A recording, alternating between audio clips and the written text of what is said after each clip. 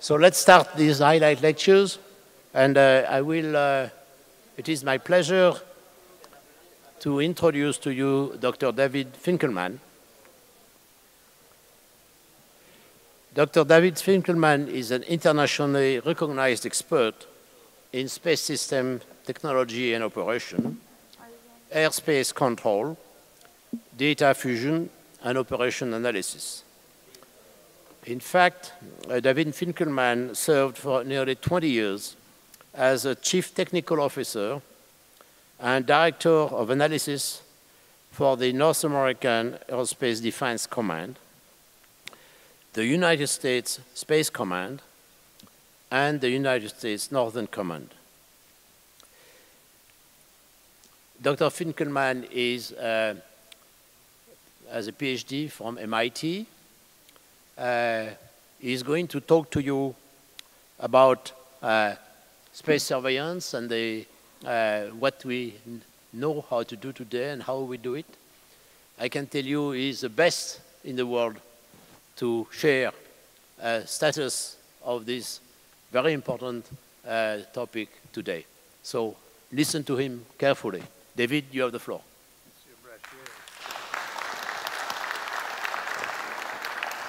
I'm so honored. Gerard Brachet introduced me. I'm overwhelmed. This is going to be more a talk than a highlight. I have no equations, but I have some charts. Don't pay attention to the details of the charts. I use them as clues to speak. Don't read the charts. So here we go. I'm retired from the US Air Force. This kind of chart is mandatory. And I'm Jewish, so I can read a little bit of Hebrew. And this prayer summarizes the state of space surveillance. B'chol ma'aminim shehu el emuna, habochen uvoked nize nis toras. What it means is, we can't solve every problem. Sometimes there's a higher power that has to help us. And that certainly is the case with space surveillance. It's a problem, and I hope I don't discourage you. It's a problem that we can only solve to a degree, and that degree is not sufficient for what we would like to do. So this chart, don't pay attention to the numbers. It shows how many close approaches there are among satellites, and there are hundreds, even thousands every day. But there are almost never any collisions. So the fact that satellites get close doesn't mean that they're going to hit. And the fact that we think they're close doesn't mean that they're really close. And I'll show you what I mean. So this should energize people. My goal is to make sure that you have realistic expectations of what we can do, and not hope that things can be perfect. And these several statements are exaggerations for emphasis. So we really don't know where satellites will be. We can know very well where they are if we look at them, but it's very hard to tell where they're going to be at some time in the future. And the farther in the future, the more uncertain this becomes.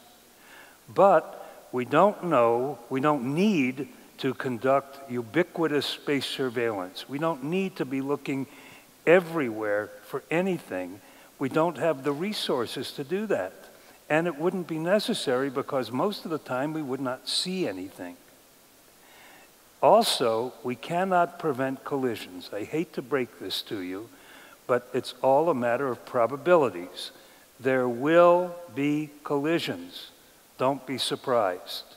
And when there's a collision, generally, we fire the person who is most capable of avoiding it in the future. The one who's in charge, who had nothing to do with the fact that there was a collision. I think that's pretty bad, but somebody has to be accountable. And collisions are very improbable.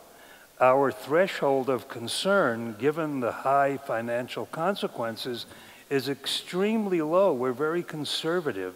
1 in 10,000, 1 in a million is too much for the operators and the financial people to stand.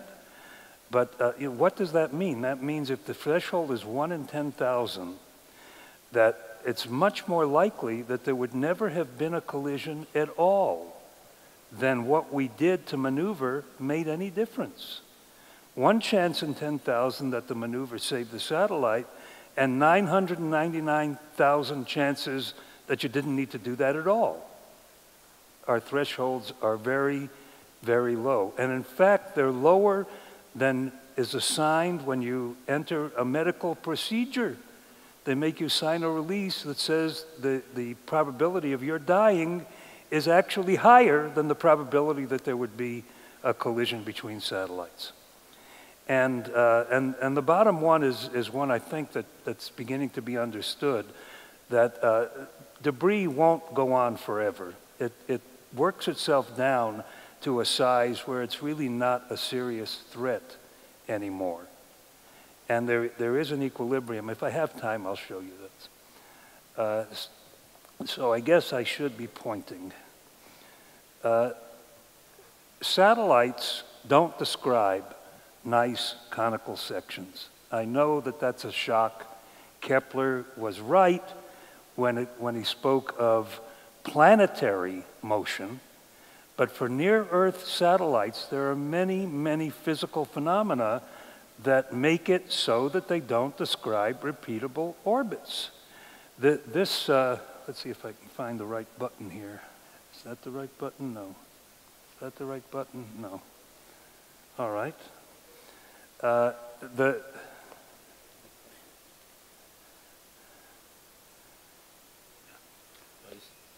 Oh, it's very, very light, very light.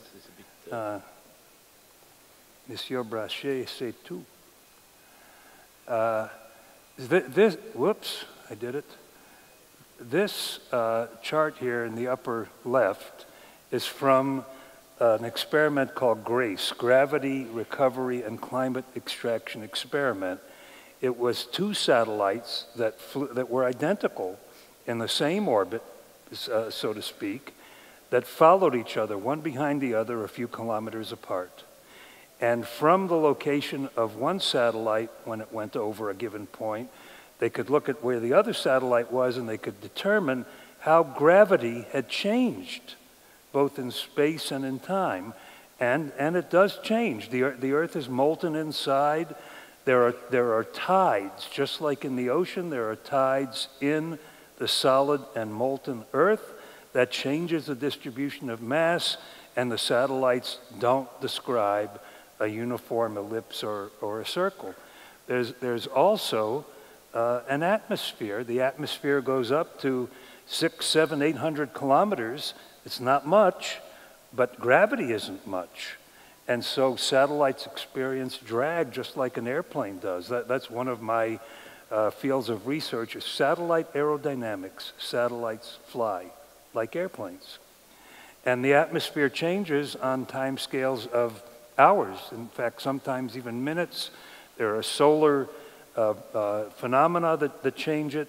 And then we don't know what the drag is because the drag that they experience is the result of individual molecules hitting the surface in a very non-uniform way. It's not a dense gas like we have down here.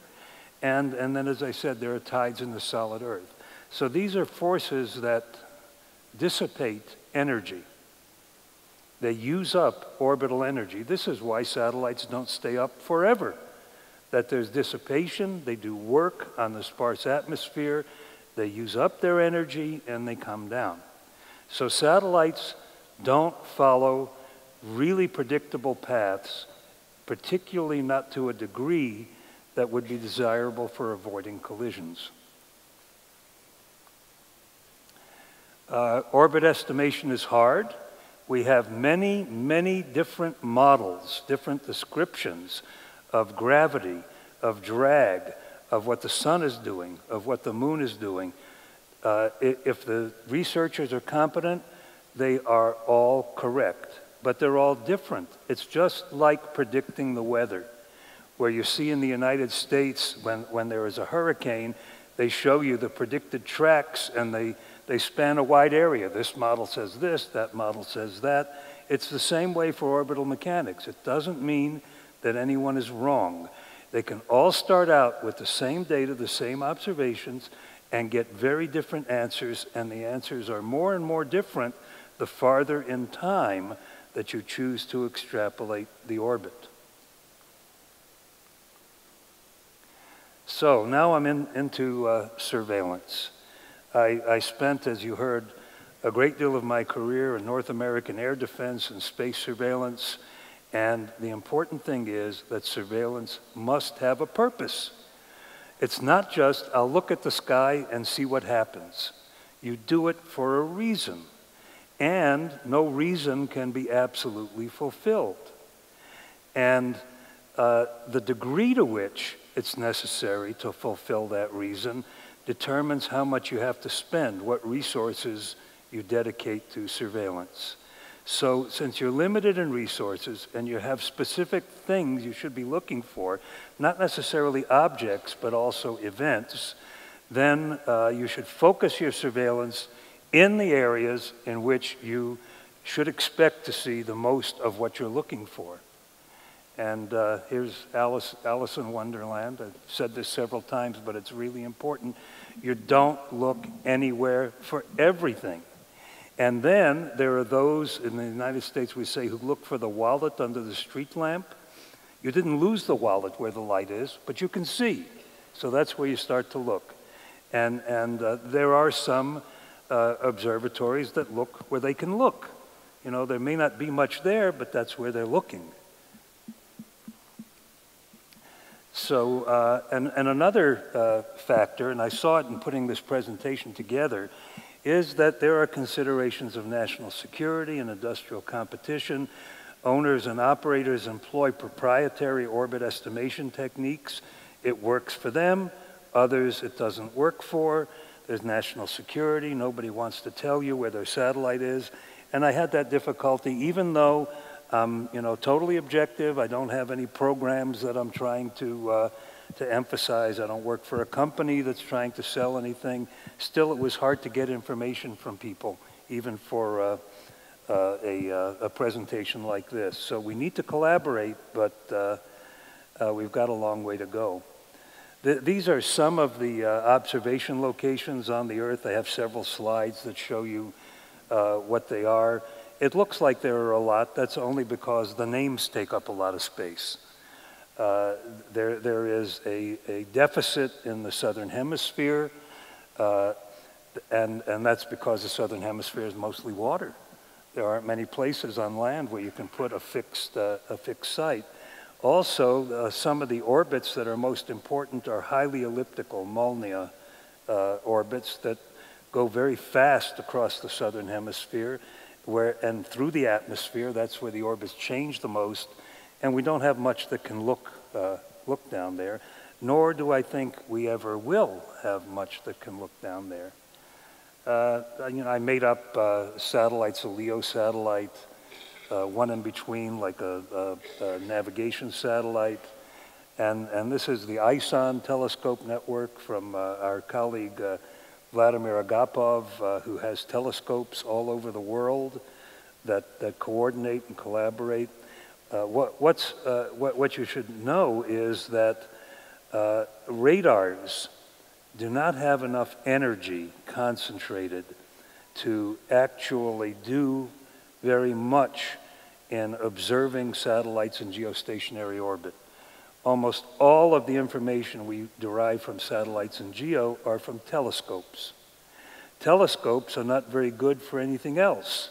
The telescopes can look for at the background, the stars move, the satellite doesn't. So it's much easier to find them. But if a telescope is looking for something down closer to the Earth, going a lot faster, it's very hard to keep up with it. You can't look at it for very long. So you always need a combination of telescopes and radars. This is the United States Air Force Space Surveillance Network. It's the most recent one I can get, but it has more than we have now. In the time it takes to build new things, they can't afford, not just the US Air Force, we can't afford to keep the old things running. So that orange line here, whoops, where did it go? Where did it go? This orange line over here somewhere across the United States, that was the United States Navy space fence. It was a wall of energy that went up to 1,500 kilometers and could view, view briefly 85% of the satellites in orbit every day, but they shut it down. So we really, this is somewhat controversial, but if you read, Brian Whedon wrote an excellent article called Flying Blind for the Secure World Foundation, that when we close this and we don't have anything else, our ability to do space surveillance went down considerably, because all of the other sensors have to be told where to look. There's such narrow fields of view that you have to almost know the orbit of the satellite before you start observing it. You have to look where you think it will be. Whereas surveillance is looking across a volume of space to see what is there, not being told. It's called uncued operation. Now this is from the Space Data Association that I'm proud to have been a part of for several years. This is a commercial organization, subscription, mostly geostationary communication satellites. More than 2/3 of the geostationary satellites subscribe to this service. They don't want anybody else to know where they are, because if something goes wrong, a competitor could move his satellite and steal that business. But they trust the Space Data Center as not a competitor to know all the data from each independent operator. And when a collision or an unfortunate event appears obvious to the Space Data Center, they communicate with the two operators, who can then choose to collaborate with each other. One very famous contribution was that you have geostationary boxes that the communication satellites must stay in for frequency purposes, and they drift. Geostationary satellites are not stationary. I hope everybody appreciates that. They drift around the Earth. They need station keeping. And the satellites were doing their station keeping like this. And by talking to both of them, now they do this, with much less probability that they'll run into each other. In fact, the greatest threat to active satellites in space is, first, the launch vehicle, and second, other satellites. Not so much space debris, at least not till now. If you look at the collisions that have occurred, Fengyun, Cosmos Iridium, Ceres, they all were interactions between spacecraft, not with debris. And this is what some of these radars look like. They're really massive devices. I worked with these for many years. I'm glad I don't have to anymore. So there are two different tasks that one does with these sensors. One is orbit maintenance, finding where the satellite is, maneuvering to make it go where you want it to go. The second is surveillance, and there are different requirements for each of these jobs. For example, for orbit maintenance, you just have to know, where is that point of light, and where do I want to move it? For surveillance, I want to know what can this do to somebody, so I have to be able to look much more closely. For resolution and time, for orbit maintenance, a fraction of a second is as many kilometers. For surveillance, it just matters that you know in time to enable the actions that you would take, and and so on.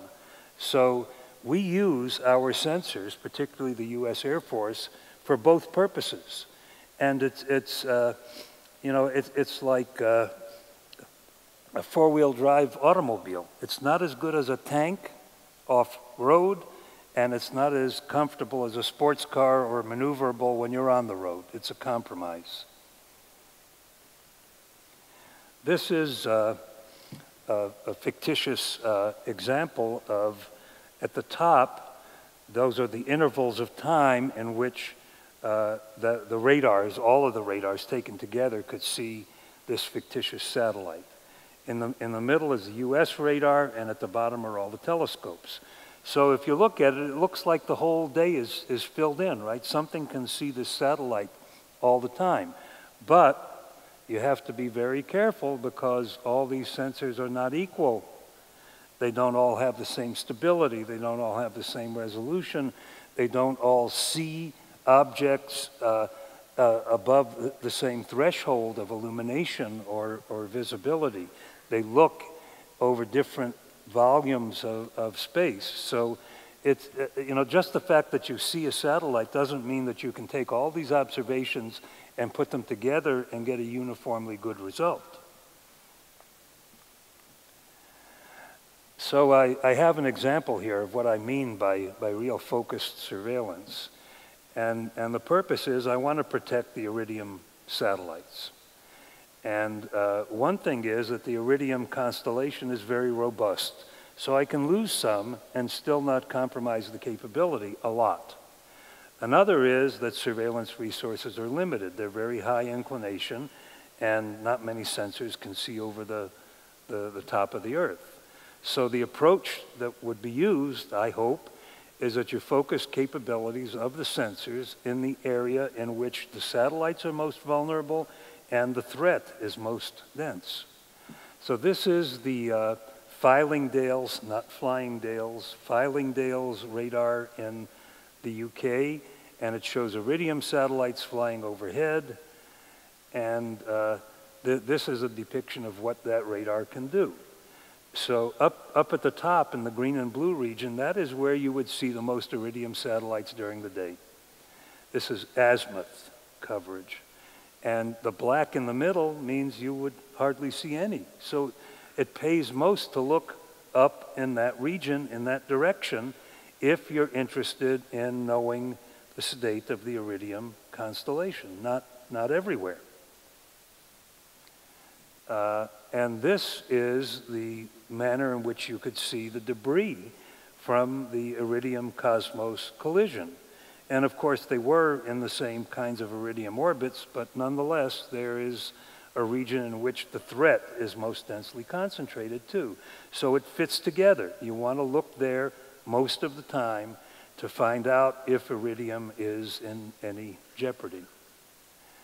So that's what I've said. And this is the visibility or the degree of coverage of the entire satellite catalog from Fylingdales. And you can see the geostationary belt is down there at the bottom. I have to look over the edge of the Earth. But the green regions are the ones that are most productive of accomplishing the surveillance job. Not to keep looking all over space in case you see something occasionally someplace. And that's what I've said here. So now I move on to conjunction assessment and collision avoidance. The satellite astrodynamicists use the term conjunction to mean when satellites get close together. The astronomers, it means when two objects in the sky are, look like they're on top of each other. That's not what it means for satellite people. So conjunction is a close approach, but how close? Different operators get concerned if they're different distances away. Some, 5 kilometers, some 100 kilometers is enough. They're not all the same, and it's their decision what they're most comfortable with. You should not make everybody live with the same threshold of concern. They're all different, they do different things. So a collision is when any part of a satellite touches any part of another object, any part. Not that they hit head on. In fact, the probability that they would hit head on is 0. And I can show you why. Of course, solar panels are the biggest areas, so the most likely collisions are something hit a solar panel. And that, in my opinion, is what likely happened with Cosmos Iridium, because there were a few very big pieces. Most of the satellite was not involved in the collision. And no matter where a satellite is, we don't know where it is very precisely. And probabilities are a strange thing. You know, I unfortunately had to take a lot of quantum mechanics, and you know there's a probability that I'm you and you're me, and you could appear outside the wall. If a satellite has any uncertainty at all, there's part of the probability distribution that goes everywhere.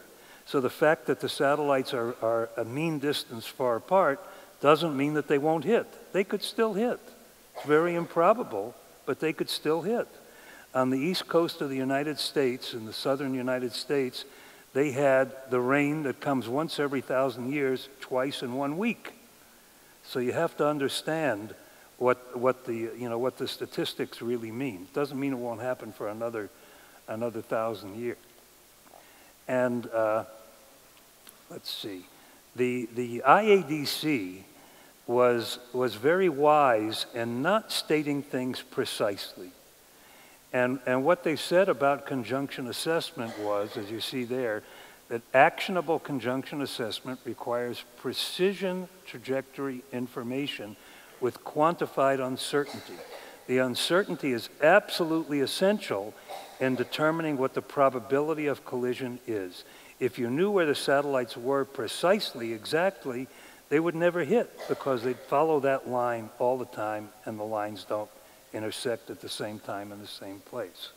Now, we have created the environment for dealing with this situation. I don't know how many of you know what CCSDS is, the Consultative Committee for Space Data Standards. So we have created message formats, essential elements of information by consensus that are necessary and sufficient for conjunction assessment and developing actions to avoid collisions. But we can't make people use it. So we've got the first step, but getting all to use it is a very difficult task. So measures of uncertainty, I've said this, that conjunctions are a probabilistic phenomenon. Our observations are imprecise, our models that we predict with are imprecise, and it's essential to know those uncertainties. And we call those variances and covariances. In simple terms, if I don't know where a satellite is along its orbit, that also affects how well I know where it is across its orbit, or in which direction it's pointed. All these things interact with each other, and it's a matrix of very sometimes small coefficients that matter a lot. And this is what the covariances look like. These are two satellites. The satellites are almost lost in the middle, and the uncertainty in where they are those two ellipsoids. And in this case, this is a tool from analytical graphics where I used to work, but when the ellipses touch, they turn yellow in this tool. And this is what it's all about. This is from an article that I wrote that was published in American Scientist magazine. And I hope it's not too much, but if anybody falls out of the balcony and having fallen asleep, I'll know it's too much. The chart on the right is a probability distribution, like a Gaussian. And the more certain I know where things are, then the steeper this is, and the greater the uncertainty, it flattens out. I can combine the uncertainties and the trajectories of the two objects and assign them to one object.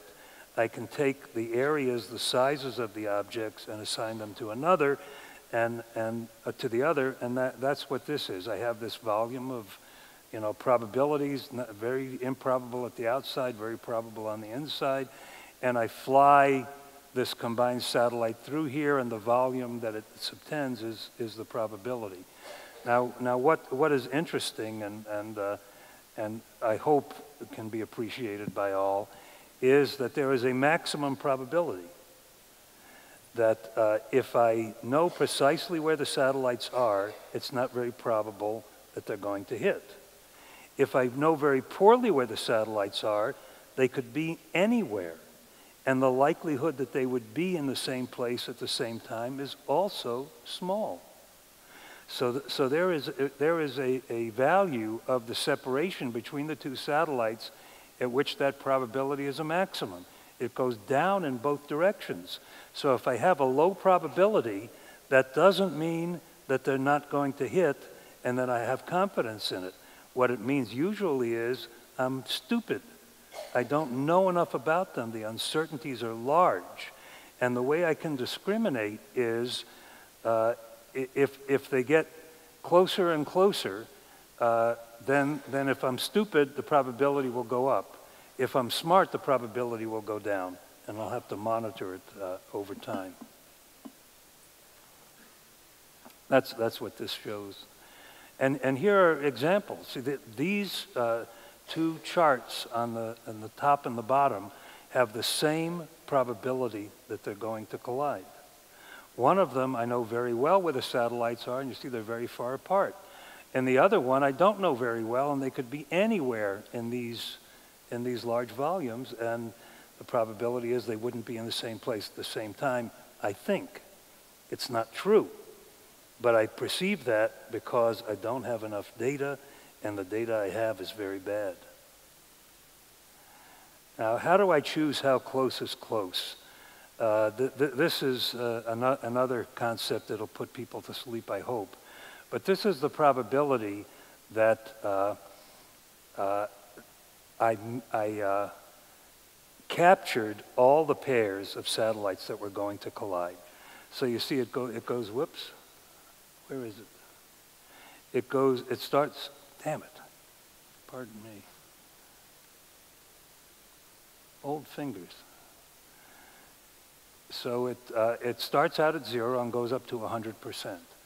This is the probability that I counted satellites that were not going to hit. Those are false alarms. They're not independent of each other. So the only way I can have no false alarms is not to see anything. Just close my eyes, I won't know what's happening, and I won't call anything wrong. On the other hand, the only way I can catch them all is if I have many false alarms. If I saw all the real ones, I'm also going to see a lot of ones that aren't real. And there is an operating point on here that the operator has to choose. This is the threshold of how close, 20 kilometers, 40, 60, 80, and so on. So I want to pick a point where I'm not diminishing returns in either direction, but I know that I'm always going to have mistakes. The only way not to have any mistakes is to not make any decisions. And that's not just in satellites. So all satellite operators use their own risk criteria.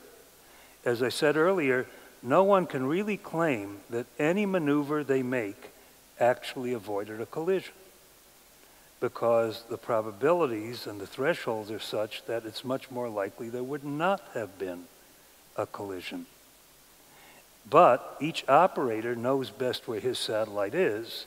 The trouble is he doesn't know where anyone else is unless he has help.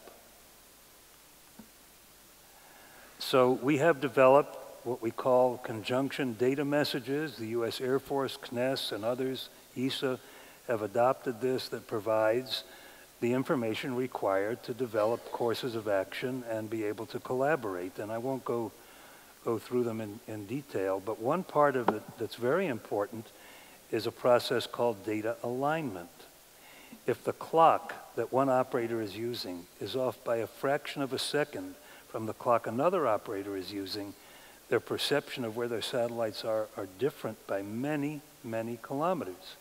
Very precise time is very, very important, and it has to be relative to the same reference and with the same fundamental interval for all the operators, and it's really, really important. This sort of all fell apart when we got atomic clocks, because what's important is you know where you are on the Earth relative to the satellite, which is operating in what we call inertial space.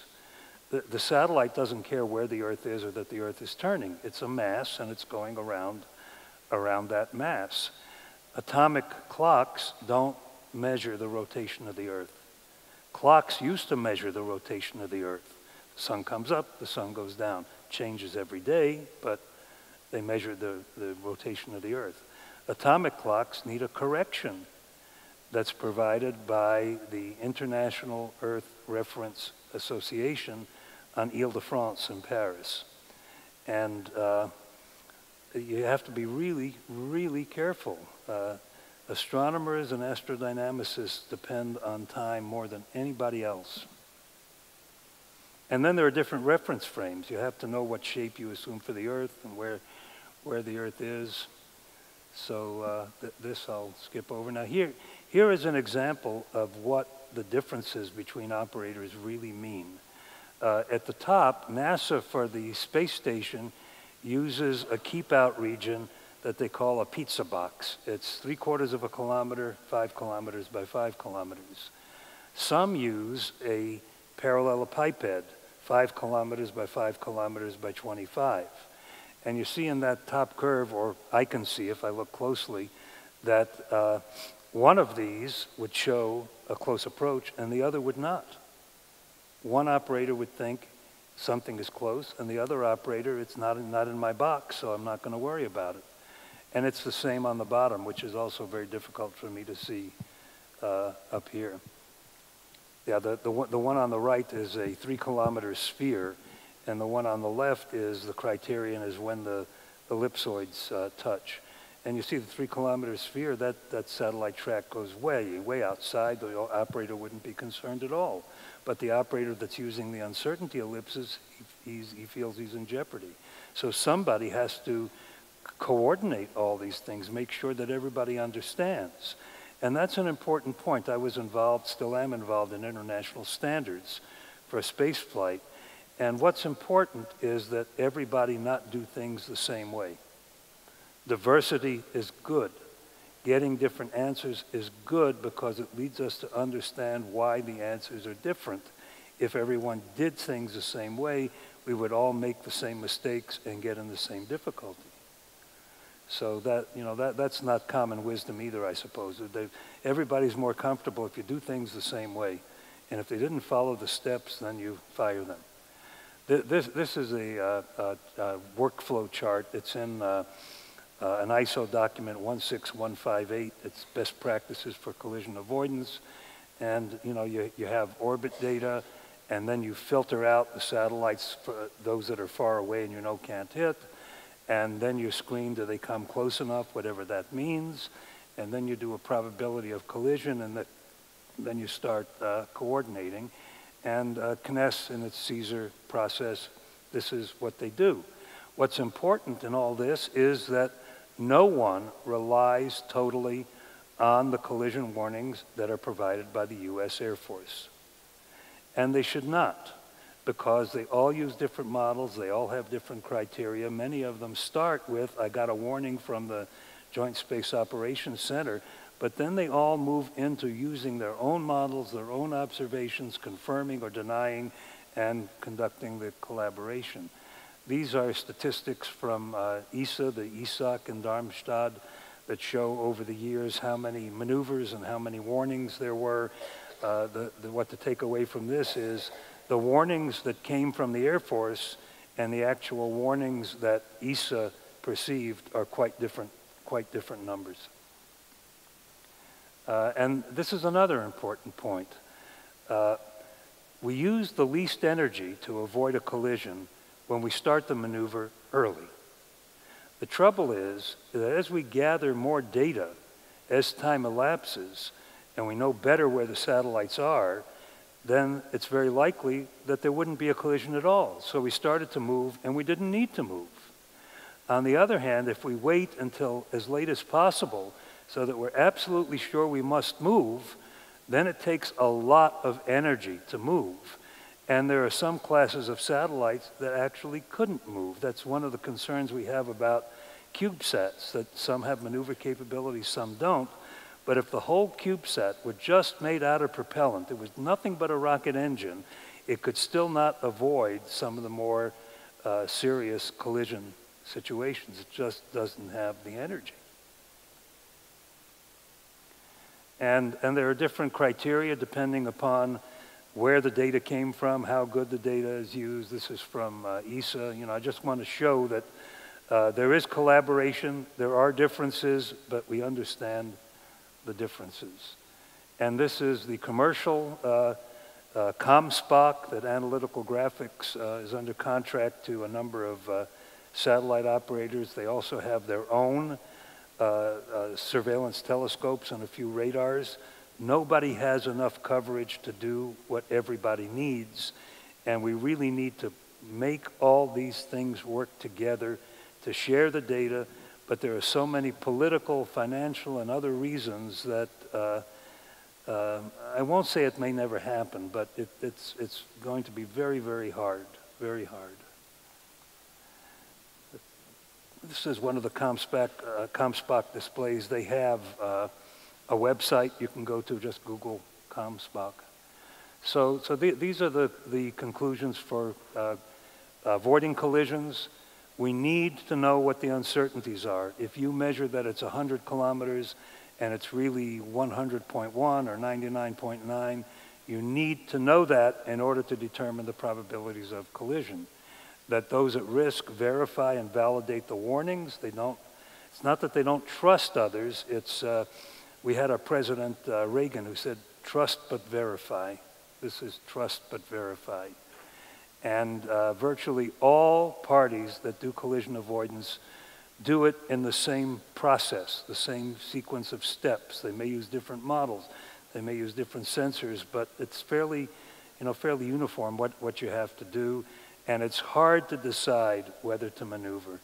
There have been, my friend Heiner Klinkrad spent many years at the ISOC, and maneuvers have been in the wrong direction to make things worse. When you maneuver, you use up energy. You have to consider that it's more likely there wouldn't be a collision than there would. You have to consider what would the consequences be if there were a collision, what is the orbit. It's very hard. And there are some very smart people who go crazy trying to do it. But there is no rule, there's no formula that you can look at and push a button and I have to maneuver or I don't have to maneuver. And I'm not sure how far to go on this, but the space environment is a non-equilibrium physical system. It's like there's a dam and there's water up high on one side and nothing on the other side. And if anything happens, the water will run out. It will seek an equilibrium. This is a fundamental principle of physics. If it's not an equilibrium, it will seek equilibrium. And I always go and I pay homage at the Pantheon when I'm in Paris at the mausoleum of Pierre and Marie Curie. And Pierre, for this purpose, was the more important one. There's something called the Curie principle, Pierre Curie, that says that this is going to happen, that if there's a non-equilibrium, there's a force that will drive it to equilibrium. And there's a diorama near their tomb, right next to their tomb. It shows a donkey and a bale of hay on each side. And according to the Curie principle, the donkey will starve because there are equal forces pulling him in both directions. I like physics. And another thing is that the fragments are not all sizes. Satellites do not grind themselves down into dust. That there's a maximum size that has to do with structure underneath and concentrations of stress. And there's also a minimum size, that materials are not uniform, they have inclusions, they have stress concentration, so it doesn't go down forever. And they get small enough that they're not a catastrophic threat. They may hit each other and the collisions are elastic. They just bounce off of each other and don't make any more pieces. So that's what this chart shows, that if you go out far enough in time, that you launch more and more and more satellites, and you make more and more and more debris. But when there's much more debris than satellites, it's more likely that debris will hit debris and make itself smaller. When debris hits debris, it doesn't make itself bigger. So debris starts eating itself up, and eventually you reach an equilibrium, as this does too. This is a phase space plot, they call it. It's the number of satellites and the number of pieces of debris. And I didn't stop the curve. This is where it ends. This is a phenomenon for the equilibrium state of a nonlinear dynamical system. And what this shows, and this is only mine, I'm not saying that anybody believes this but me, I hope they do, it shows how many deployments we have satellites per year and what the equilibrium state is when you reach it, and you could reach it in decades, not centuries. So you reach a point where for every few satellites you launch, you lose one. It's not linear. You don't keep accumulating more and more and more satellites in orbit. They start hitting things, and there's a point of diminishing returns where the equilibrium doesn't mean nothing is happening. It means that for every satellite you launch, one falls out for some reason. It could be active debris removal. It could be natural decay. It could be something you did purposely. It could be a collision. But in this equilibrium state, which must exist, the number of satellites stays the same. There's an exchange of things up, things down. So here we are. I'm near the end. This behavior is well known in other fields. The time scales are not necessarily long. And in my opinion, this is my opinion, we need active debris removal, but we need it more to mitigate existing current threats than we do to stabilize the environment. But we need it. Don't anybody think that I'm not a fan of active debris removal. So this is what I said. How do you control the equilibrium? There are a few parameters that matter. This is something that in physics they call the rule of hand. The rule of hand means that there are many factors that can affect what happens, but generally there are no more than 4 or 5. It's a hand. It's not 10,000. And those parameters are how many satellites we launch each year, how big they are, what their cross-sections are, what the orbits are, what their velocities are, what their lifetimes are, whether it's 25 years or 10 or 5. But there's only 4 or 5 parameters that determine where that equilibrium will be. We can control them, and we can have a very safe and sustainable space environment with a lot of debris. We're never going to get rid of debris any more than we'll get all the sand off the beach. It's there, but it's not necessarily disabling. So here we are. We can't solve every problem, but we can operate conservatively so that not knowing the exact solution still keeps us pretty safe, but there will always be collisions.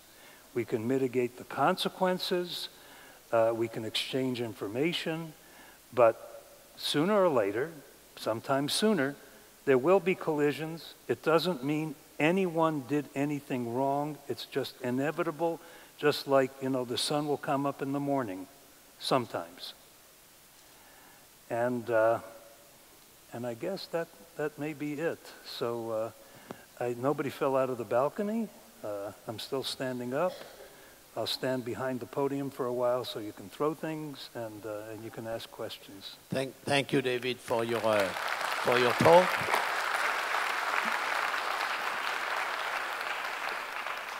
And we have a few more minutes for questions. I think we have, for this time, dropped the idea of collecting written questions, but there might be people in the auditorium who might want to ask questions. Yes, stand up so I can see your hands if you want to throw something. Because we have a lot of light coming to us. Yes, you are all in the dark. Okay, Peter Disselding. If I told you about a space agency this week was saying how that they modeled the likely orbits of a couple of science astronomy satellites. Yeah. And decided to change the orbits in the next 80 years. Oh, sorry. So there's a space agency this week that told us about a couple of astronomy satellites way out there. And they'd modeled that in about 100 years or so, they're going to come down in ways they don't want. So they changed the orbit so that in maybe 50 years or so, they'll come down in a more convenient way. Yeah. You'd say they're suffering from self-delusion? Once they get, you know, in the near-Earth environment, which is geostationary orbit and below, really, then you really can't predict 50 years out. It's very, very, very uncertain for lots of reasons. One reason is that just the numerical integration of the equations of motion over so many steps, you get round-off error and you're left with noise. There's a very good book called The Signal and the Noise. The author is Nate Silver. He predicted the last US elections. And he's very, very smart, but he uses weather prediction as an example, and how through many calculations, we end up discarding the real signal and believing the noise.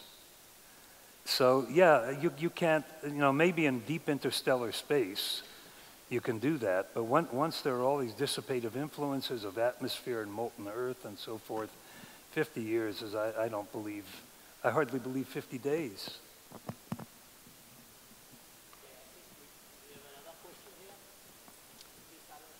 Yeah, thanks for a very enlightening talk. I was just wondering, given that it's a multifaceted problem, in your opinion, where should we really be focusing our efforts on now? Is it more pinning down uncertainties and the physics and what's going on actually with the equilibrium or non-equilibrium situation, or is it rather the political, legal, and policy framework? Which of the two, if you had to pick, would you say is more? Yeah, you may have noticed that I'm a member of both IAA and IISL. I tell Tanya that they elected me to IISL because I kept giving them a hard time about arguing about things that were physically impossible anyway, so they thought they would keep me quiet if they brought me in. It didn't work. But I would concentrate more on collaborating, on using effectively the information that we have, but don't share, on understanding the differences among our observations and orbits, and intelligently putting it all together for the greater benefit of everybody. But I know, I had a military career. I know it won't happen. I know people are, very concerned about anybody knowing anything. Okay. That's my answer. I'm a scientist, but I think the hardest job is the politics and the finances and the diplomacy.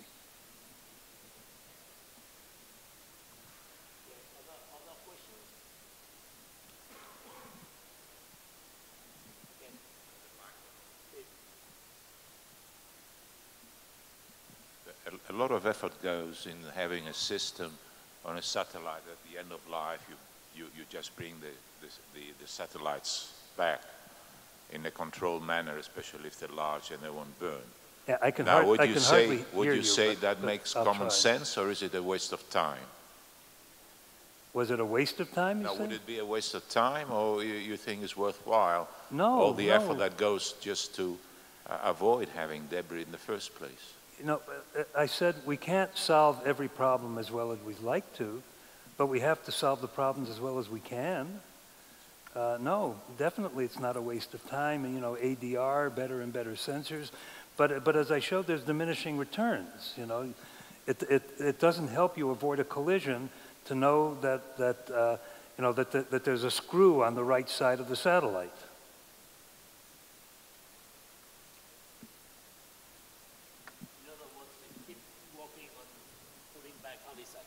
Right. Okay, do we have other questions in the audience?